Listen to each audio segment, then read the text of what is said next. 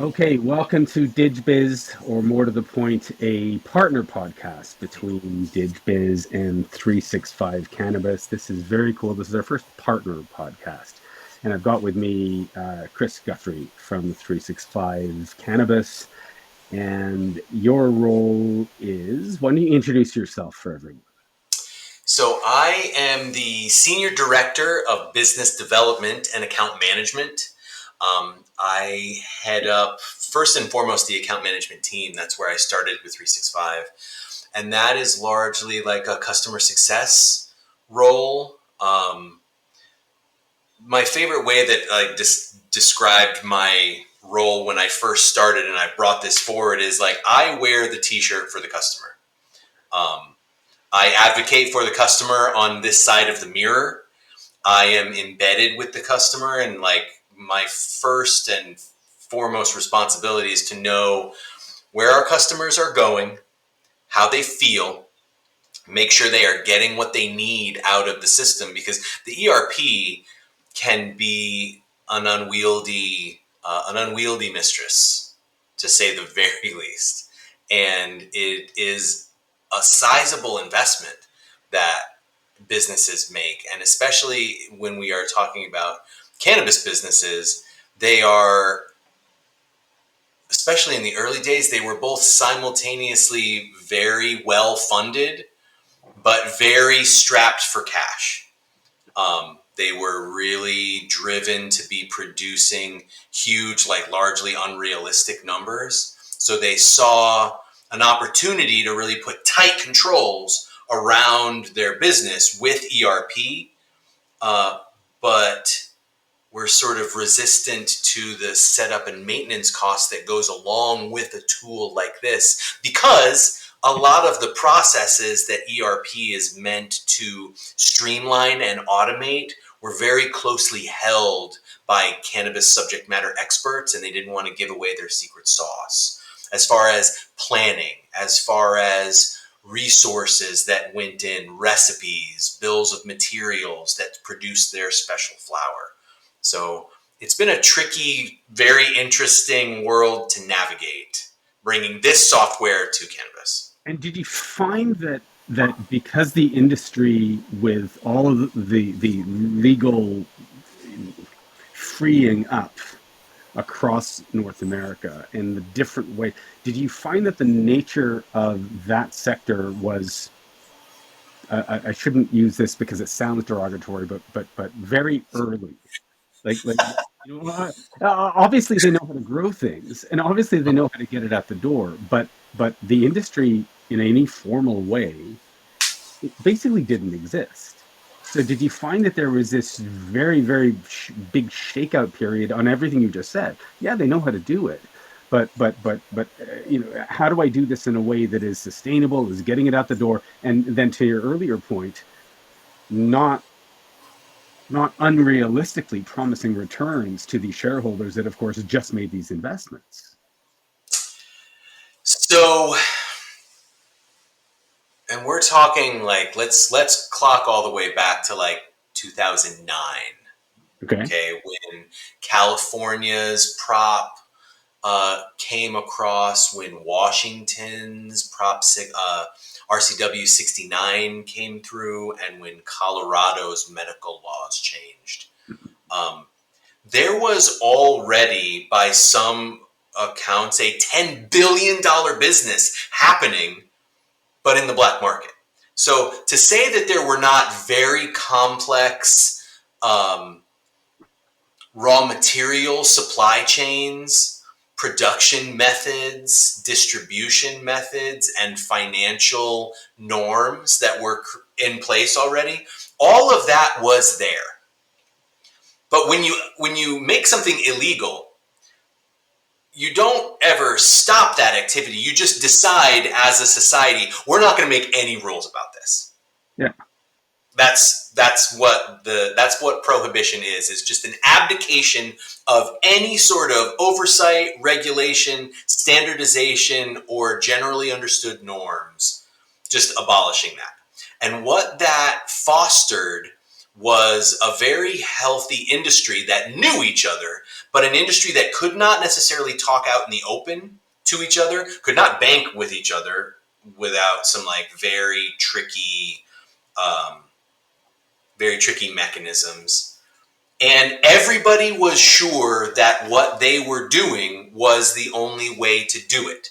Because you could not go out and Google search, how do I get more lumens indoor? How do I get the most out of this dehumidification for indoor gardening?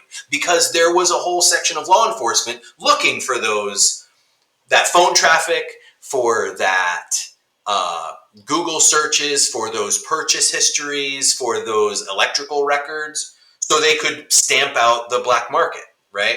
So you have very segmented operations with very specialized processes and tools, in the same way that the Galapagos turtles, they don't look like any other turtle. Well, that's what you get with prohibition. You get Galapagos turtles all over the place, all doing the very sort of same thing, but nobody doing it the same way, right? So when those Galapagos turtles were sort of allowed to crawl up on the same island, there was a free-for-all of everybody deciding or trying to figure out who was actually doing things the right way, Yeah. who actually had efficiency, who actually had good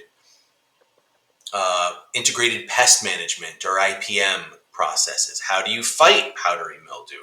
How do you go from 8 lights in a garage to 20 lights in a larger sort of like shipping container? Then how do you go to 100 lights? These economies of scale had never been explored really on a large scale, because you couldn't.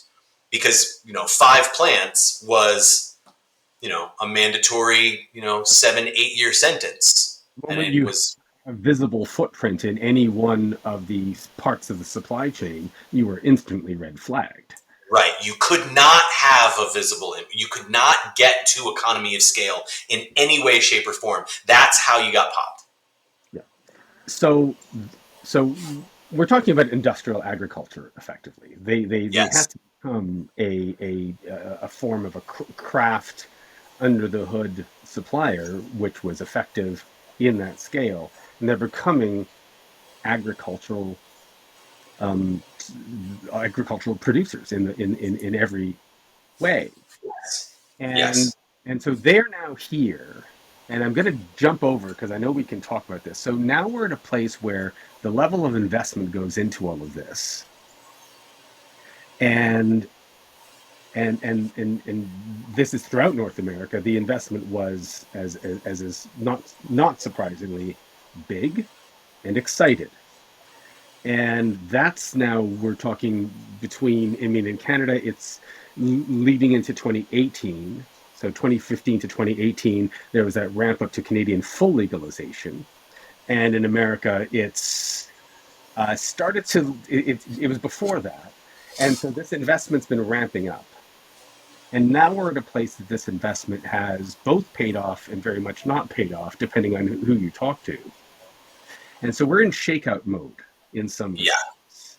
And we talked just before we started. I talked about the market discussion that I had run across, which was why cannabis is still an excellent long-term investment opportunity. And they're talking about exactly this. They're talking about the scared money, but don't be too scared. This is a longer play now.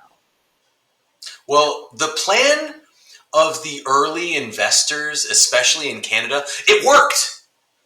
The plan was to dramatically ramp up with the anticipation that the demand would increase in a corresponding fashion. And that did not happen. Yeah. It ramped up. Definitely, some, transitional boomers went and like got some gummies and reminisced about like, smoking some weed back in the day. They got some Tiger Balm to rub arnica infused lotion with 1-to-1 THC and CBD on like increasingly sore joints and knees and backs. A lot of the spreadsheets that the early investment crowd was looking at were taking into account a drastically different supply of cannabis.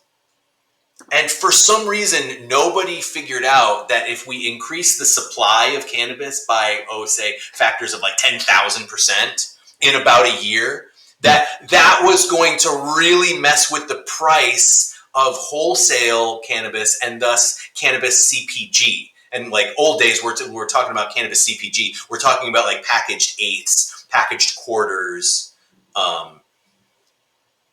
And the price of a wholesale pound in my career, starting in 2009 and up until now, has basically gone from $3,600 a pound to $600 a pound. Right? Yeah. So all of the spreadsheets that people were looking at back in 2009, 2010, especially up to 2015, when prices were relatively stable, they had come down a bit with medical, with the proliferation of medical businesses. But, in 2012, 2013, on the West Coast, you were still getting 24 to 28 a pound. Ounces, and the $10 gram, Yep. the $10 gram, which, meant about a $3,200, $3,300 pound. And we're talking at that point, medical legit pricing. Medical legit pricing, where patients were accessing, in Washington anyway, were accessing cannabis through collective gardens. Right. Okay. When full legalization happened, a large operation in medical was 100, 200 lights. That was a large operation. The largest medical, one of the largest cannabis busts in U.S. history happened in Washington, in Seattle, right down the street from me to a medical provider. They had all of their documentation correct, but I think like they were caught with, they Seattle Police Department loaded out like 3,600 plants. Okay. And a couple 100 pounds of cannabis and a couple $100,000, which was just a week in the lifespan of that very well run business that fed a very successful and legitimate and reputable dispensary, right? But now we're talking about the Canadian boom. We're talking about millions of square feet of canopy. Yep. Hundreds of thousands of plants moving through. Thousands of pounds. And there was just nobody to smoke all that weed. Yeah. It was interesting, the assumption that consumption would go from here to here, whatever that number was. And I've read a number of different projections, and it's not my job to get into, why I agree with it, disagree with it. But I think it's interesting how optimistic, and this is why I use the word excited. It's like somewhere along the way, someone had decided that the consumption level, the percentage of the market would grow that much, and it largely didn't happen. I mean, there's still the black market and so forth. We know that there's a challenge of eating that black market away and making it all legitimate. But that being what it is, the long play is still there. Well, the long play is still there, and just with a quick Google search, okay? Canada's cannabis sales rising for 5th consecutive months. Canadian cannabis retail grew for the 5th consecutive month in July, topping 440 million Canadian to reach highest levels so far in 2024. Yeah, so it's real. It's real. Yeah. It's real. Unfortunately, that month of sales represents like 1 month of investment in the early Canadian cannabis market to build all of these gigantic spaceships to grow all this weed, all of the branding, the clever puns, Yeah. the the logos, like all of it just got like honestly just like flushed down the toilet. And I don't know who was responsible for anticipating that every man, woman, child, and dog was going to smoke an ounce a day. But that's what the Canadian market grew. and and excited money being what it is. I mean, it's first movers. I mean, they it's In my career, I have found that there is more, uh, nothing more contagious and hopeful and naive than the excitement of a new cannabis investor. Because it, they're looking at spreadsheets that make them rich in 3 months. it Every single one. yeah. It's never lost on me Apple's position in generally being second to market. Mm. Yeah. And they're you don't have to love Apple, but they're doing pretty well, and they're doing pretty Doing well fine. being second to market as a general rule. And that's a I'm not an Apple expert, but I'm very familiar with that internal mantra on how to move. Um, so we're in a shakeout period in the cannabis industry. It's not a giant shift, but it is shaking out. Acquisitions are happening and so on, and now we're in a place where further innovations need to are coming about, and some innovations have happened. Now we're talking about between this partnership. We're going to talk about that now between iTristan's SellStack commerce platform and 365 Cannabis ERP.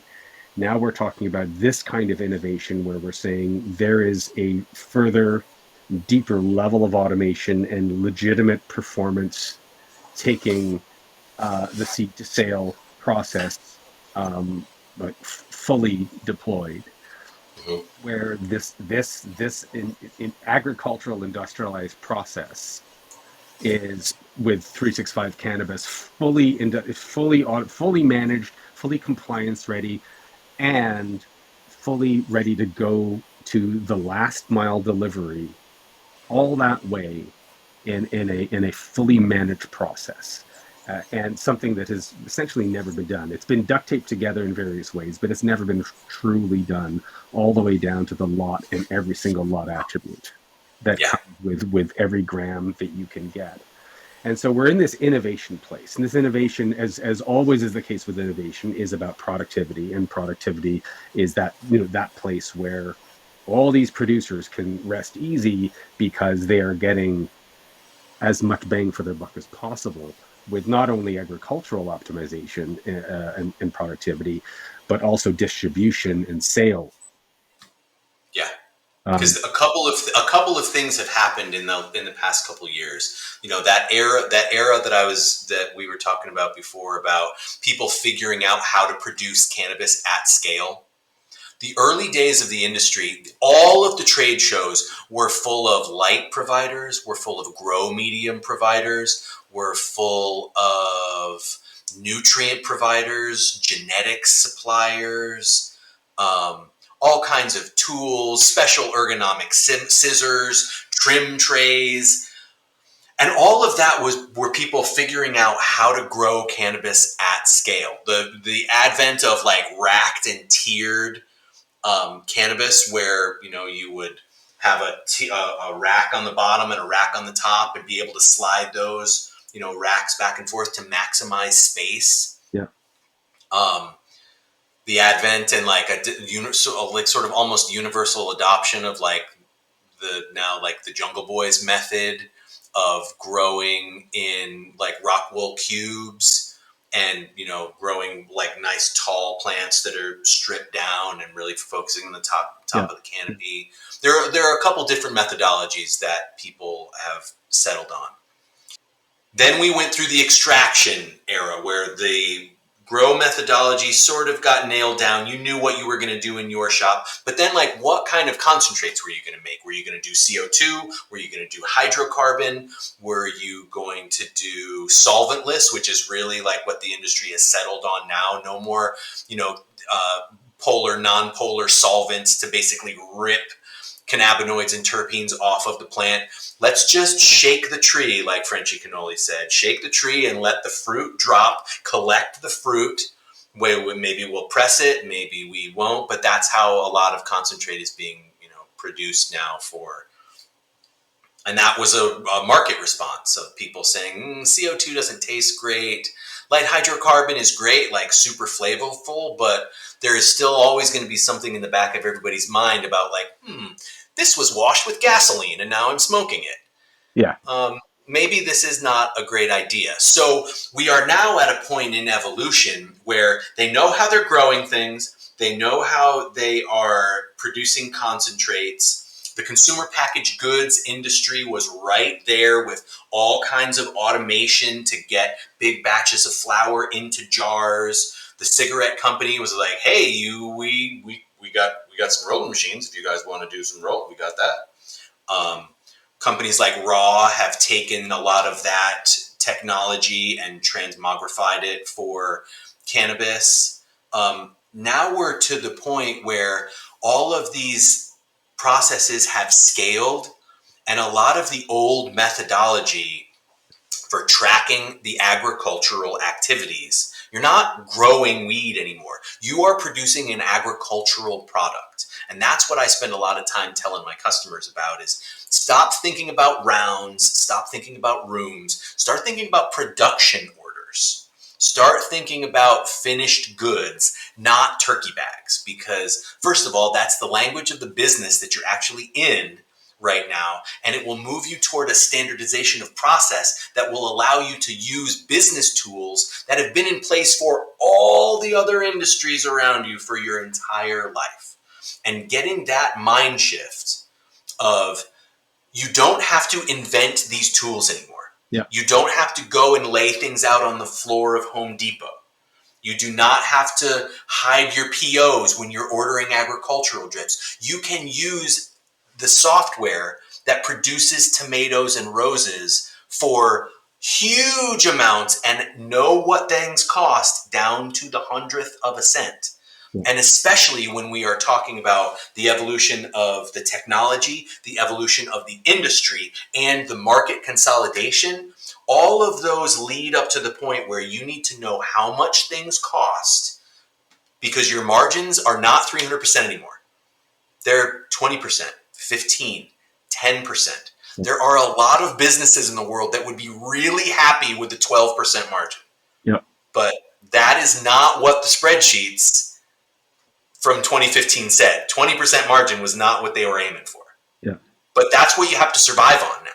And a lot of the companies that have failed are now having to survive on their margins, not the venture capital money. And if they don't actually know their margins, especially in Canada, you have no chance. Yeah, I mean, at some point in time, it's really the balance sheet, and Yes. you're not. I mean, unless you're producing the next super VR thing, you're not going to have venture capital for 5 years. No, not at all.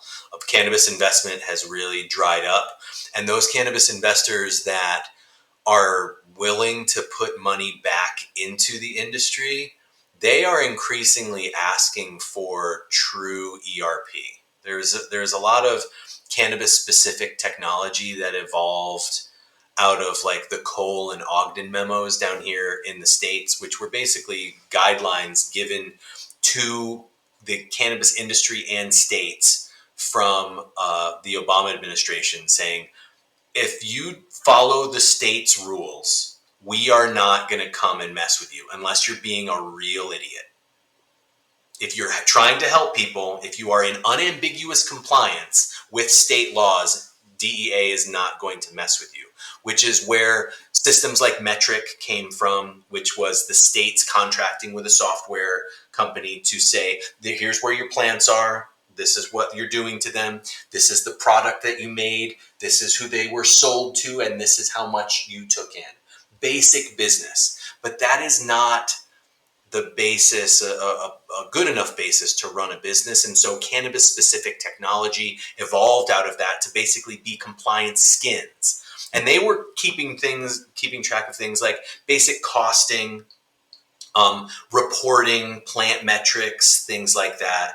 And so what we at 365 did, starting in 2015, was adapt Business Central and Microsoft's Nav product for cannabis-specific manufacturing.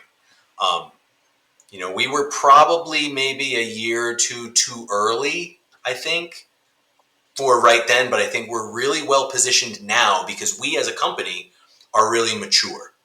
We have great integrations with compliance. We've got great integrations with excise tax. We've got SLGA reporting. We've got tax duty calculation. We can ship to all different provinces, all while really offering full chain of custody, traceability, and recall protections. GMP manufacturing standards for when the Canadian market can start exporting. Right. Which was really the basis of the entire industry, was Yeah. dependent on exporting to Europe and South America, really wherever. And for those kind of businesses, I think we're like perfectly positioned. And ultimately, this is where SellStack, came into this as well, because SellStack was also something that was established, and it was established for much more, shall we say, sort of normal commerce scalable practices, much like Microsoft's Nav product from Business Central has been. And that scalability and tailorability made for, and this is one of the compliance and business specific requirements that we touched on briefly, which is where a product now in the ERP, that for people who don't know, in cannabis and in other types of perishable products, you don't just produce a product. You produce a product and an instance of a product, which is generally called a lot. Sometimes they're called batches and other things. Again, that's not really my thing, but in the cannabis, it's considered a lot. So you have, to give people a bit of a sense, you have I use the example of cannabis oil, and the specifications of that bottle of cannabis oil may be 50 milliliters. And it may have a certain percentage of THC and CBD, which is the stuff that you would see on the shelf, on the packaging. But ultimately, the batch in October versus the batch in November versus the batch in December and so on, technically, under the hood, have very, very specific granular numbers that need to be reported. And so this is something that you don't typically see when you're looking at that bottle. So by having that lot that says, I am October 2023, yes, it says THC, such and such percentage and so on, but in the specifications, it's much more granular. And if you look at the November batch and the December batch, that number may be a little bit different. So why that matters is that the ERP in the 365 agricultural process, that ERP knows this. But the challenge has been, well, how do the customers interact with this? If I want to buy this, and I am now wanting to retail this or wholesale this out, I need to know this information. And the challenge with the ERP in 365 is like, how does that last relationship all the way out to the final buyer? How do we convey what you're buying or what you intend on buying? If there's a difference between with terpenes and so on, do you want to give someone the choice? How do they report compliance to their customers, and so on and so forth? So this last bit of productivity has been sort of the challenge at the ERP level. Hence, enter SellStack, where SellStack is saying, well, now SellStack now knows that the October version of product A, cannabis oil, is different from product from November, from December, and so forth. And that experience is either trackable, because you just simply need it to be trackable under the hood, or it is visible. And it's really up to business and how they want to do this. But this is that last part of productivity, to say that when I'm buying something, one way or the other, I have visibility all the way back to my ERP, to the point that I bought it, or to the point of the seller, I have trackability all the way to what I sold, and it is Right. transparent as much as I Because want it to be. because the different lots that you were talking about, when a production order comes down, it can yield 100 pounds of, let's say, dry flour, right? And immediately that dry flour is sublotted into, if it's 100 pound, let's just, for the sake of easy numbers, let's just say it becomes 10 batches or 10 lots or sublots, right? This lot is going to go to packaged flour. Lot number 2 is going to go to solventless extraction. Lot number 3, 4, and 5 are all going to be wholesaled. Lot number 6 through 10 are all going to go to the tubes for distillate. Okay. Each one of those lots needs, in the US anyway, depending on the state, will need a separate COA, or certificate of authenticity. And that COA will have all of the unique characteristics of that lot, because each lot in the same batch is going to be different. Just the same way that different tomatoes from the same plant are going to be slightly different. Now, in this case, for cannabis, you're talking about potency, potential intoxicating effect. So the THC level, the CBD level, the CBG, and all of the other tertiary and ancillary cannabinoids and terpenes, they are all unique to that batch. And some of those characteristics will command higher prices, as well as just the size of the flower. That first lot A that is all going to flower, those will have been sorted and collected to be the tops and the prettiest buds. That lot is going to command the highest price. It needs to be set aside, and you need a tool to let retailers and wholesalers know this is this lot. It was grown all through right here. It has these characteristics. It was harvested on this date. This much is available.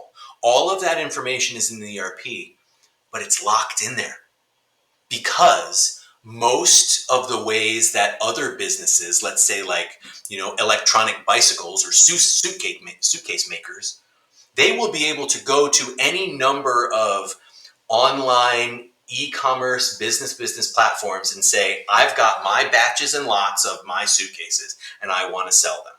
Well, cannabis industry is used to being second-class citizens and second-class business citizens in a lot of different ways, right? Down here in the US, we can't bank, we can't go across interstate lines. Most of the people who own cannabis businesses cannot buy houses or get loans, or even the people that work for them.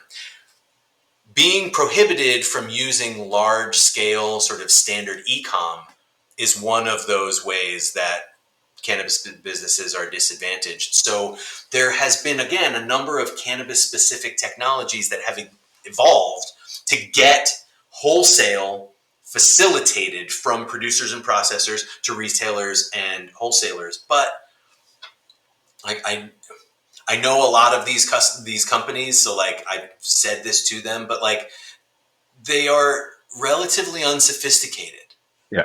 because they were created 4 or 5 years ago to solve one specific problem.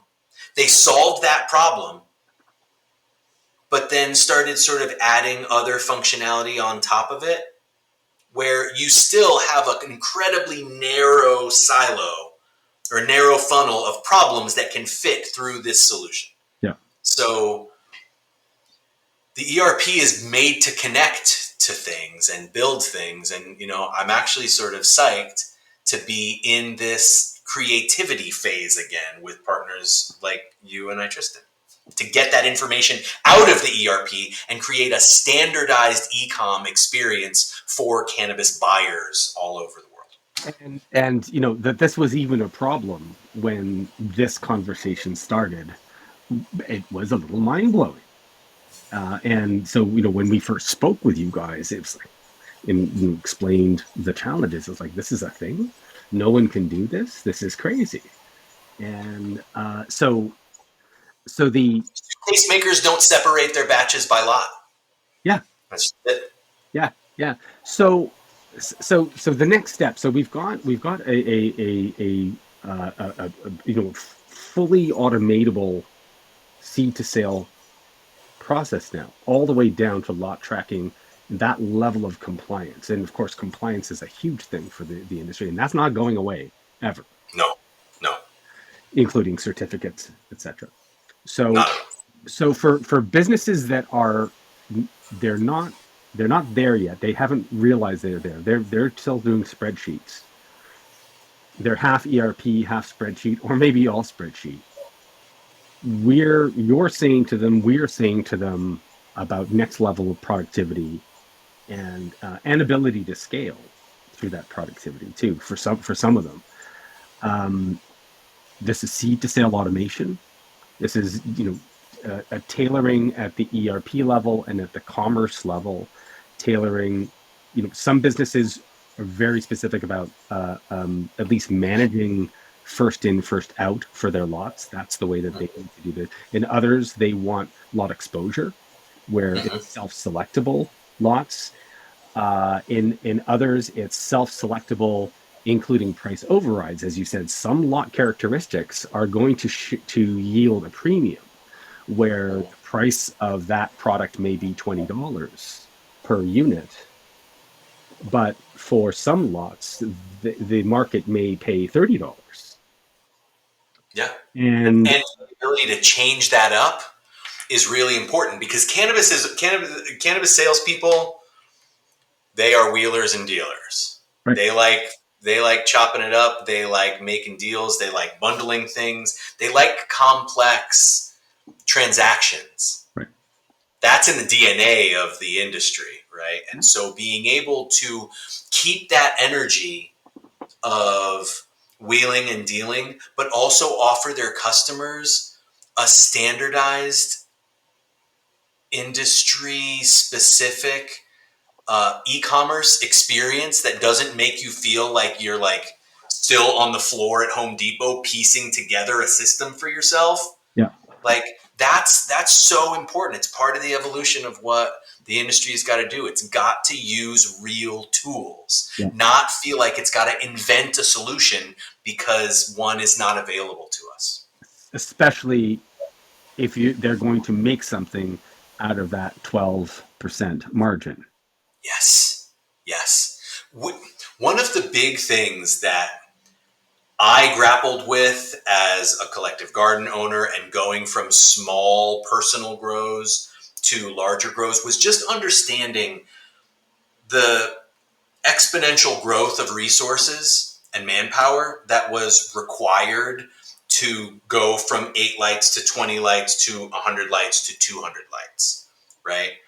And there were certain things like hand watering, for example. Like before, if you were not hand watering your plants and like picking up each plant and weighing it, yeah, taking a little, like you weren't really doing it well. Yeah, You cannot do hand watering yeah, with 1,000 plants yeah. Are you going to? unless you're going to employ 40 people, Yeah, right?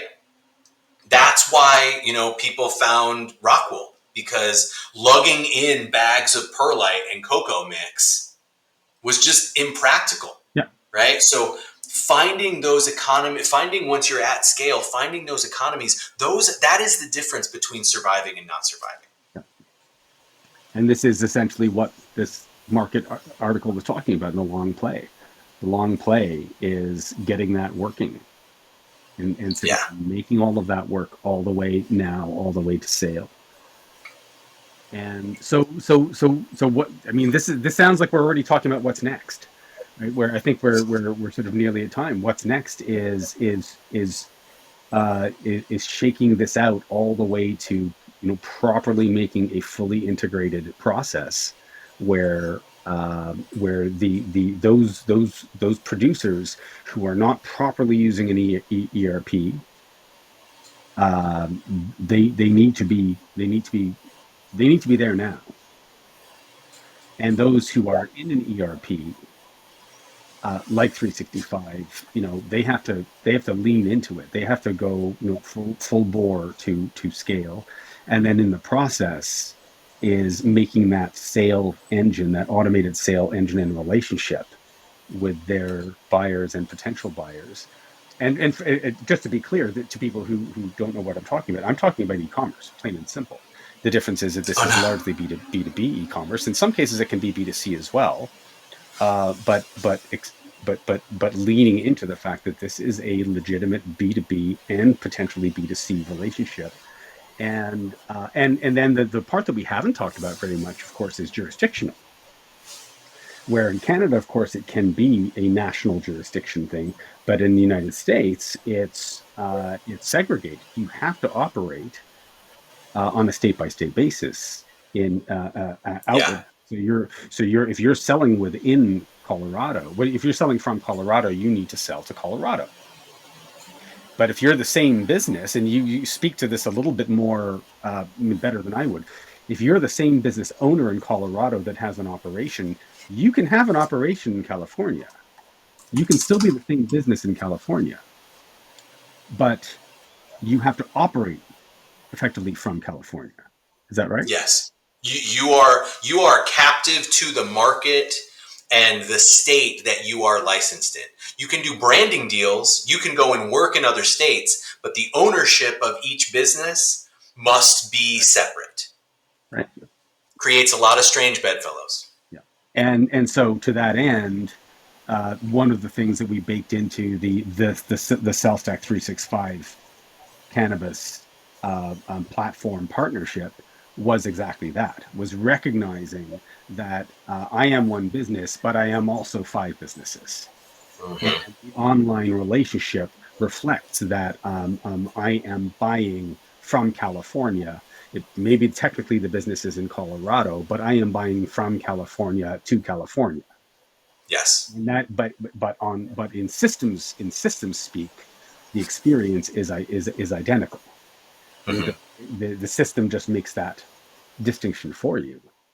And so Well, that's right, and that's part of what we want to offer, right? Is standardization and predictability. yeah.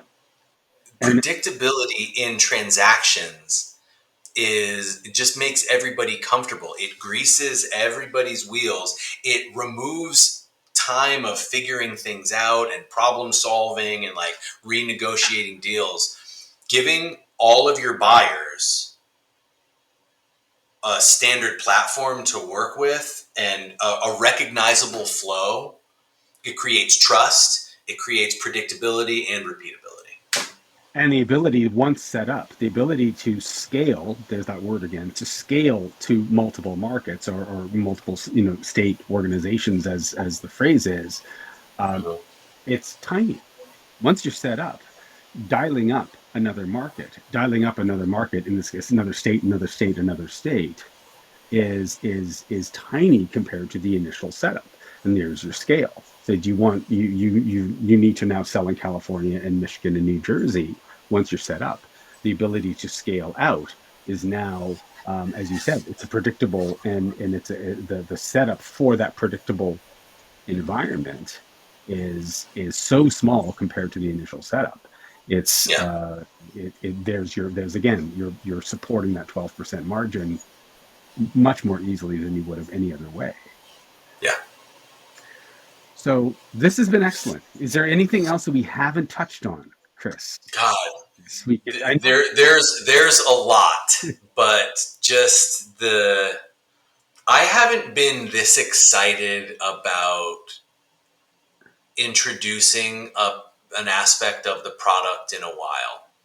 Um, just because I want the cannabis industry and all of my customers to get parity with the businesses that are out there. I want access to the real world tools. I want cannabis to like continue to come out into the broad light of day and be recognized as like the powerhouse industry that it is. Yep. Because a lot of people lost their shirts in Yep. this early in this, in the early cannabis industry, but we're still talking about 10, 20, 30, 40 billion dollars in North America.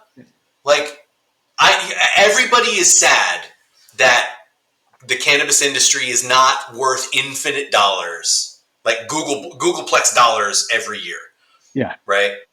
Everybody is sad that everybody does not get $1 billion from cannabis. There It's are going to be some winners and some losers, but the people that are going to hang through these next couple years, they're going to win.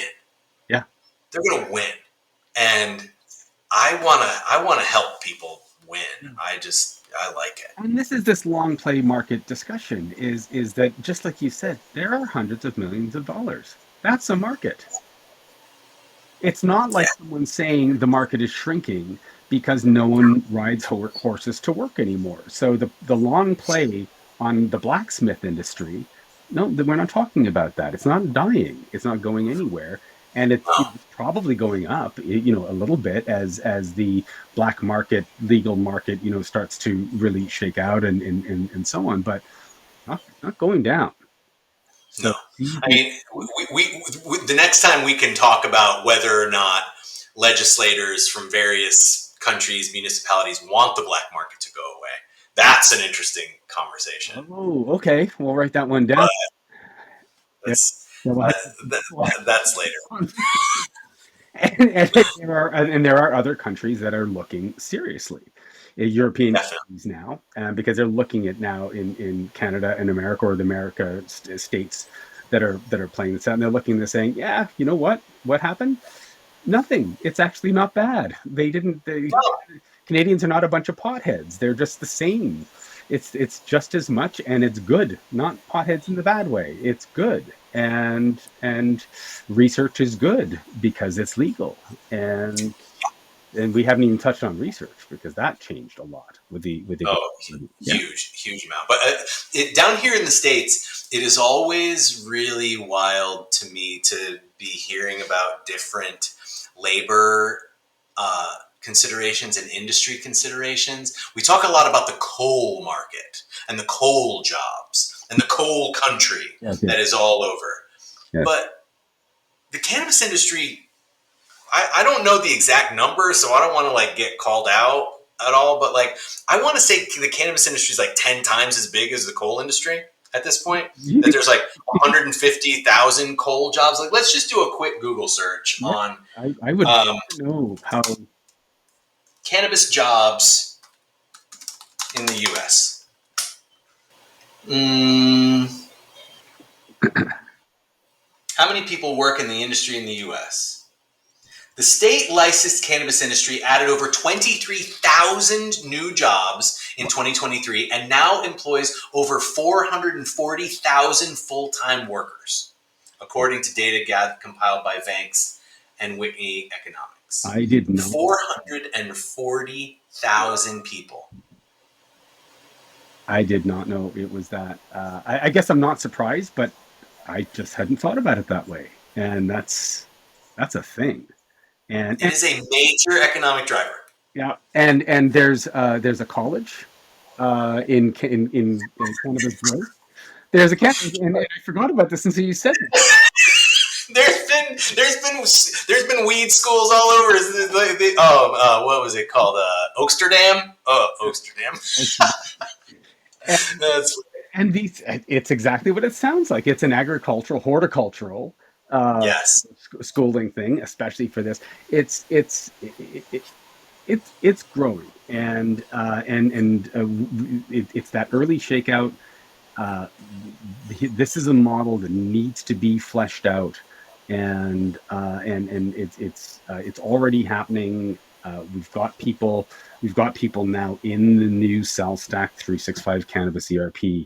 edition, and the possibilities, even in these early days of making this happen, are already so cool. These are things that we knew, we knew that they were possible. We knew that the possibilities would shake out, but it's already so interesting to see Yeah. the innovation mindset on some of these first movers, because they already know it.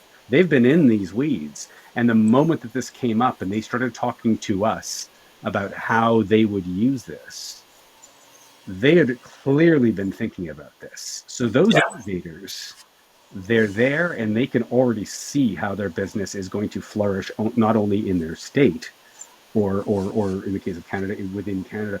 But they know what they already know 2, 3 steps ahead. They just need to Yeah. get there. Yeah. And that's the exciting part about some of these next podcasts that we're going to talk about, is how this is going to flesh out.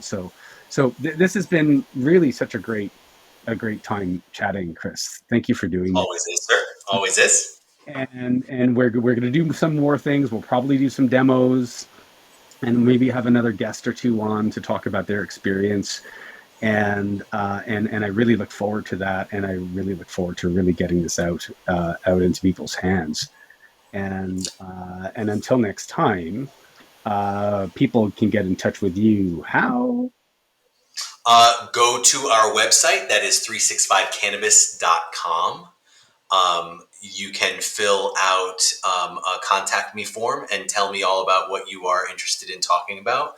I will hit you right back. I very unwisely put my cell phone number just like right out on there into the internet. So like, call me up. What could possibly go wrong with that? Nothing at all. I don't get all kinds of weird calls in the middle of the night, but I do also get great calls from great people trying to solve problems. And Love it. just like to what you were saying, like in the industry, like we are all building the plane all together on the way down, right?